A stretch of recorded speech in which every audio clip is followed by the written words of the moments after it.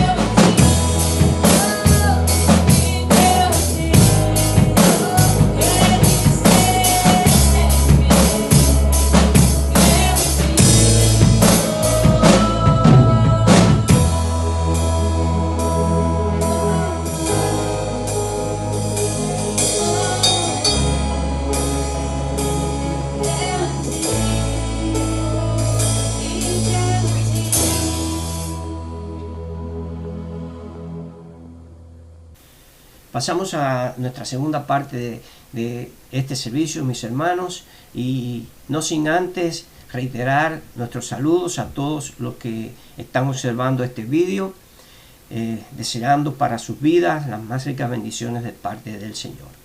Y ahora en este momento los estoy invitando a que busquen en sus Biblias la lectura que se encuentra en Isaías 9, los versículos del 1 al 7.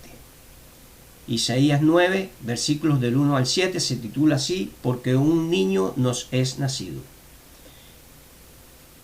Dice así: mas no habrá siempre oscuridad para la que está ahora en angustia, tal como la aflicción que le vino en el tiempo que livianamente tocaron la primera vez a la tierra de Zabulón y a la tierra de Neftalí, pues al fin llenará de gloria el camino del mar de aquel lado del Jordán, en Galilea de los gentiles.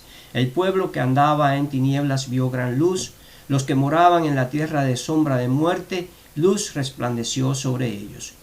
Multiplicaste la gente, aumentaste la alegría, se alegrarán delante de ti como se alegran en la siega, como se gozan cuando reparten despojos.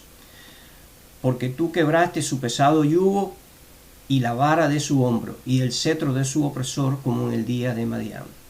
Porque todo calzado que lleva el guerrero en el tumulto de la batalla, y todo manto revolcado en sangre, serán quemados pasto de fuego.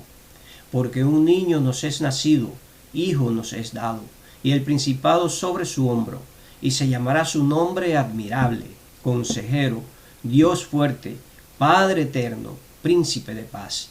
Lo dilatado de su imperio y la paz no tendrán límite. Sobre el trono de David su reino, disponiéndolo, confirmándolo en juicio y en justicia desde ahora y para siempre. El celo de Jehová de los ejércitos hará esto. Bendito Padre amado, te damos infinitas gracias por esta porción de tu palabra en esta mañana.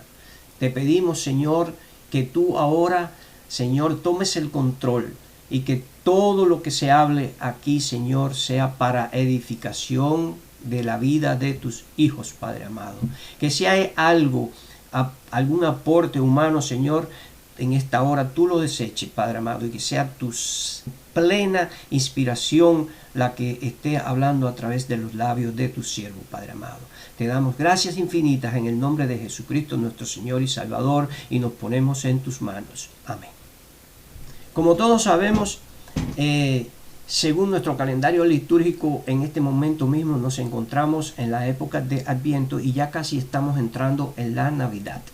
Y como es sabido, Adviento significa preparación para la Navidad, o lo que es lo mismo, preparación para la venida del Señor. Bueno, eso precisamente es lo que queremos hacer a través de este tema de hoy, es prepararnos para recibir o para celebrar el nacimiento de nuestro Señor Jesucristo. Por tanto, es en ese marco en que estamos desenvolviéndonos a la hora de tratar esta plática. Y el texto que recién acabamos de leer se escribió en un momento en que el pueblo de Dios vivía tiempos de mucha angustia, así como estamos pasando también angustias nosotros ahora, no comparable con la de ellos, pero sí estamos pasando por dificultades. Había mucha incertidumbre, pero Isaías les trae un poderoso mensaje de esperanza de parte de Dios, anunciando que va a venir un gran acontecimiento que pondría fin a toda aquella aflicción que ellos estaban viviendo, y anunciándoles que vendrían días comparados con las victorias más gloriosas que habían alcanzado en su historia. El hecho que les anunciaba era el nacimiento o llegada de un niño, de un príncipe, un soberano que vendría a traer paz, felicidad y prosperidad. Indudablemente, Isaías estaba hablando una de las profecías más notables acerca del nacimiento de Jesús. Isaías pudo ver desde lejos en el tiempo lo que sería un nuevo amanecer para su pueblo y para toda la humanidad. Y es en medio, alrededor de este acontecimiento de la venida del Señor, que vamos a tratar hoy, vamos a estar hablando. Por eso hemos escogido este texto que se encuentra en Isaías, que es una profecía mesiánica de la venida del Señor. Así que el título de este mensaje es: no siempre va a ser así. es que la venida del Señor encierra siempre un mensaje de esperanza para los oprimidos, para los agobiados en medio de tiempos difíciles. Pero vamos a escudriñar el texto para entender mejor el porqué de las palabras de Isaías. Y antes de entrar en el análisis de cualquier pasaje bíblico, como es sabido, siempre es adecuado verlo en todo su contexto bíblico en general. Así como también muchas veces es necesario auxiliarnos de otras fuentes que puedan aportarnos luz acerca de la interpretación del pasaje. Y este que tenemos a mano es uno de esos textos en que si lo leemos así fríamente, posiblemente no podamos entender nada. O por lo menos muy poco podremos entender. Porque Isaías estaba aquí haciendo alusiones a hechos acaecidos en la historia de su pueblo que para ellos eran familiares y conocidos, pero para nosotros no. Nosotros no tenemos por qué sabernos la historia del pueblo de Israel, del pueblo judío, así por así. Es la propia Biblia la que nos enseña. Eso es lo que podemos entender, está en la propia Biblia y algunos que otros eventos o anales de la historia.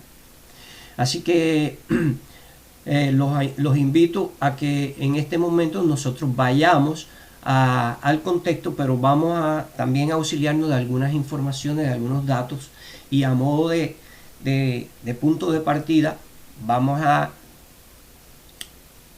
dar a conocer de que por este momento en que vivió Isaías y cuando escribió este anuncio, esta profecía, el reino que había sido originalmente un reino unido, que unificaba a todas las tribus, el reino de Saúl, el reino de David y el reino de Salomón, unificaban todas las tribus, pero después de la muerte de Salomón el reino se dividió y entonces surgió un reino al norte con su capital en Samaria y otro reino al sur con su capital en Jerusalén. El del norte se llamó Israel y el del sur se llamó Judá. Esta división del reino ocurrió aproximadamente 900 años antes de Cristo. Isaías fue uno de los profetas del reino del sur, del reino de Judá, del reino del sur. Y para entender mejor cuál era la situación real del momento en que Isaías escribe este mensaje, es necesario remitirnos entonces a los capítulos anteriores 7 y 8. Ahí vamos a saber que por la época que vivió Isaías surgieron conflictos entre el reino del norte y el reino del sur. Entonces el rey del norte, llamado Peca, buscó alianza con el rey Resín de Siria. Y aclaro que Siria es un país que siempre ha sido uno de los peores enemigos de Dios. Y en la actualidad se lo sigue siendo. Es uno de los peores enemigos del pueblo de Israel. Pero bueno, el rey del norte buscó ayuda, Peca buscó alianza con Resín, el rey de Siria, para atacar al reino del sur, para tomar al reino del sur y apoderarse de Jerusalén y de todos sus territorios. Como les decía, Isaías vivía en el reino del sur y él era uno de los profetas de este reino, y ya él de antemano había dado ciertas profecías al rey Acaz, que era el rey de turno en el sur cuando él vivió, y le había dado a conocer una señal de parte de Dios. Esta se encuentra en Isaías 7:14 y dice así: por tanto el mismo Señor os dará señal. He aquí que la Virgen concebirá y parirá un hijo y llamará su nombre Emmanuel. Es decir, ya había anticipado a esta profecía que nosotros acabamos de leer hoy, lo había anticipado diciéndolo de otra manera, que una virgen concebiría y pariría un hijo. Esa virgen, por supuesto, sería la Virgen María, y el niño sería Jesús, que su nombre sería Emmanuel. Bueno, para seguir en el tema, ante la amenaza del rey del norte aliado con el rey de Siria, ¿qué hizo Acaz? Isaías le aconseja a Acaz que no tiene por qué temer, porque Dios va a proteger y va a guardar a Jerusalén. Pero Acaz, sin embargo, no escuchó la voz del profeta Isaías y no obedeció la palabra de Dios a través del profeta. Y fue y buscó alianza con el rey de Asiria. Ahora estoy mencionando un nombre muy parecido, pero son dos reinos diferentes. El rey del norte se alió con el rey de Siria. Y Acaz, el rey del sur, buscó protección en el rey de Asiria. Son dos nombres que suenan muy parecidos, pero son dos reinos diferentes. Así que entonces Acaz hizo alianza con este rey para que lo protegiera de la amenaza del rey del norte. Y efectivamente el rey de Asiria luchó contra el reino del norte, el reino de Israel, y contra Siria, y los sometió, los derrotó. Y ahí también puso una pesada carga sobre dos de las ciudades más importantes, más desarrolladas del reino del norte, que eran Zabulón y Neftalí. Eran ciudades prósperas porque estaban muy cerca al mar y estaban camino en la ruta comercial marítima. Y entonces esas ciudades habían prosperado mucho, pero el rey de Asiria, al someter al reino del norte, pues puso pesada carga sobre ellos. Y esta alianza no solamente significó el sometimiento del reino del norte, sino que también le costó muy caro al reino del sur, convirtiéndolo en su vasallo, en vasallo de Asiria. Una relación que empobreció a Jerusalén y que finalmente lo llevó a la esclavitud. Y esta era la situación que ellos estaban presentando en el momento en que Isaías dijo este mensaje de esperanza y de aliento acerca de la llegada del Mesías. Probablemente entenderían que su situación presente cambiaría de la noche a la mañana. Nunca quizá pensarían que todavía como pueblo tendrían que padecer peores circunstancias que las que estaban presentando en ese momento. Ellos ni siquiera se imaginarían que después de Asiria vendría el poderoso imperio de Babilonia en la época de los profetas Ezequiel y Daniel, que este imperio, el rey de este imperio que tomó Jerusalén, destruyó el templo y deportó a su pueblo hacia sus territorios para prestar servidumbre, donde allí lloraban y cantaban cantos de añoranza. Pueden buscar el Salmo 137, que dice algo así: en los ríos de Babilonia, allí llorábamos cuando nos acordábamos de Sión. Y incluso hay una canción popular del grupo Bonnie M que toma los versos de este salmo y le pone música. Luego, después del reino de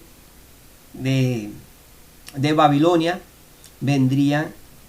serían sometidos por el poder de Persia. Persia es la actual Irán, archienemigo de todos los tiempos del pueblo de Israel. Es la peor amenaza que pueda tener el pueblo de Israel en la actualidad. Bueno, este imperio también los sometió después de esta profecía que dio Isaías, pero ellos tomaron todo el territorio que antes era de Babilonia y donde estaban todos los judíos deportados, y ellos fueron un poco más consecuentes porque por la gracia de Dios, una joven hebrea nacida en la deportación encontró gracia delante de uno de los reyes de turno, que se llamó Hadasa, y esa muchacha de la noche a la mañana se convirtió en la reina. Le pusieron Esther en el nombre persa, ¿no? Pero su nombre judío era Hadasa. Y había un nefasto personaje llamado Amán, que tenía odio acérrimo hacia los judíos y los quería exterminar. Pero por la intercesión de Hadasa, que ya era la reina, ante el rey Jerjes, creo que no recuerdo bien si fue Jerjes, el pueblo de Dios se pudo salvar de la destrucción que quería a lo que lo quería someter a Amán. Más tarde, este mismo rey le permitió regresar a su tierra, reconstruir las murallas de la ciudad de Jerusalén, reconstruir el templo. Pero luego fueron sometidos entonces por Grecia. Y Grecia, nada más y nada menos que profanó el templo, imponiendo en el lugar santísimo una estatua de Zeus, su dios pagano, el dios del Olimpo, lo puso en el lugar santísimo del templo de los judíos. Y para colofón, para sello, más tarde fueron sometidos por el imperio, el poderoso imperio romano, que no solamente destruyó el templo, sino que también hizo, por la persecución, que muchos judíos abandonaran su tierra. Ahora no fue una deportación, sino fue una huida voluntaria, porque era insoportable la situación y la persecución, y fue así como los judíos fueron a parar a todos los países de Europa y del Asia Menor, y hasta pleno siglo XX todavía estaba esa situación así. Todavía muchos viven en ese exilio. Y este imperio también desató una implacable persecución contra los cristianos, aún ya después que Cristo se había cumplido la profecía de que el nacimiento de Cristo. Entonces los seguidores de Cristo también fueron perseguidos por este poderoso imperio romano. Así que, y bueno, y por último, no hay ni que hablar de lo que sufrieron los judíos en el llamado Holocausto, llevado a cabo por los nazis durante el siglo pasado, a mediados del siglo pasado, cuando exterminaron a 6 millones de judíos en los campos de concentración y en los crematorios y en el trabajo forzado, y todo fue por una discriminación racial contra los judíos. Bueno, yo digo, no, eso sería como se puede conocer desde el punto de vista social, pero desde el punto de vista espiritual sabemos que es el reino de la tiniebla tratando de exterminar a los hijos de Dios. Bueno, pero bueno, todo esto ha tenido que pasar el pueblo de Dios, pero el Señor les promete que habrá un futuro diferente, y que así como se alegraron cuando vencieron a los de Madián en el desierto, también se alegrarán en su victoria final, como cuando recogían sus cosechas tranquilamente cuando no estaban sometidos por nadie, o se repartían los despojos cuando ellos vencían en alguna batalla, cuando algún pueblo los quería someter a ellos. Este mensaje es para el pueblo de Israel, pero es también para nosotros ahora. Es para el pueblo de Dios en su totalidad. En términos generales lo podemos resumir así. Aunque a los ojos humanos las cosas no vayan bien, aunque nos encontremos en momentos desesperantes de máximo estrés, no tenemos por qué desesperarnos. El ahora no es lo que nos tiene que preocupar.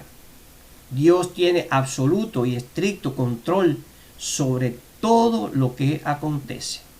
Eso era lo que Isaías debía comunicar a sus contemporáneos a través del anuncio de la venida del Mesías. Y este sigue siendo el mensaje latente que retumba hoy en nuestros oídos. No siempre va a ser así. A pesar de cualquier circunstancia, a pesar de cualquier dificultad, no siempre va a ser así. El Mesías ciertamente ya vino, y esa parte de la promesa o de la profecía ya está cumplida. Y nosotros debemos celebrarlo con entusiasmo y con mucha alegría. Por eso es que celebramos el Adviento y la Navidad. Pero ahora falta que se cumpla la segunda parte, y esto también es un gran motivo para celebrar el Adviento. ¿Y cuál será la segunda parte? El regreso de nuestro Señor Jesucristo. Y nuestra actitud debe ser de que en medio de cualquier situación, tal como la presente, ¿no?, la que estamos presentando hoy a nivel mundial, debe ser de, como dice el himno, paz en medio de la tormenta. No hay pandemia, no hay conflictos militares, no hay situaciones políticas ni desastres naturales, no hay conspiración alguna por el dominio global. No hay nada, no existe nada que nos pueda quitar el sueño. Y lo digo en el doble sentido de la palabra. Ni el sueño de dormir tranquilamente despreocupados, ni el sueño de soñar con un futuro mejor. Nada puede robarnos la esperanza de que el Señor va a venir y entonces lo va a poner todo en su debido lugar. Este es el mensaje. Tengamos ánimo, tengamos esperanza. No siempre va a ser así como es hoy. Que Dios te bendiga, que Dios bendiga su palabra en nuestros corazones, en nuestros entendimientos y que nos ayude a fortalecernos en la esperanza de ese mañana mejor que tanto necesitamos. Vamos a orar y vamos a despedirnos con esta bendición.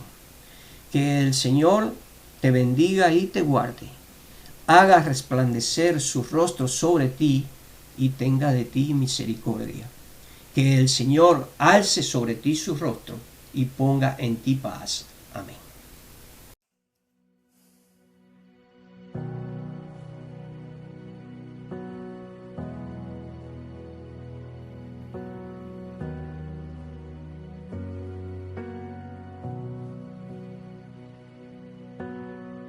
Dios te guarde y bendiga,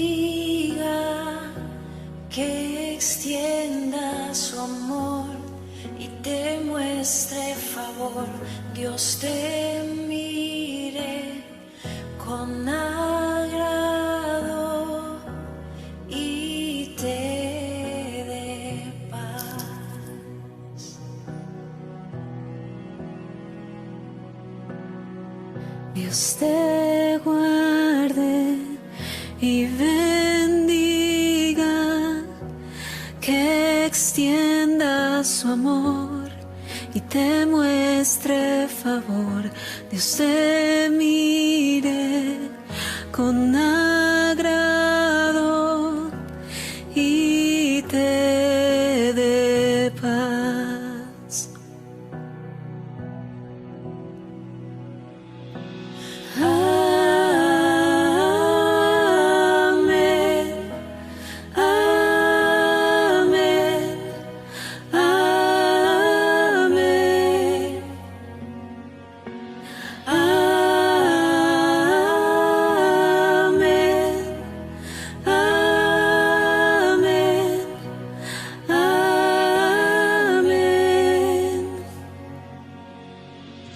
Dios te guarde y bendiga, que extienda su amor y te muestre favor.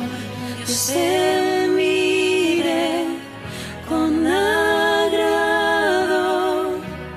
y te dé paz.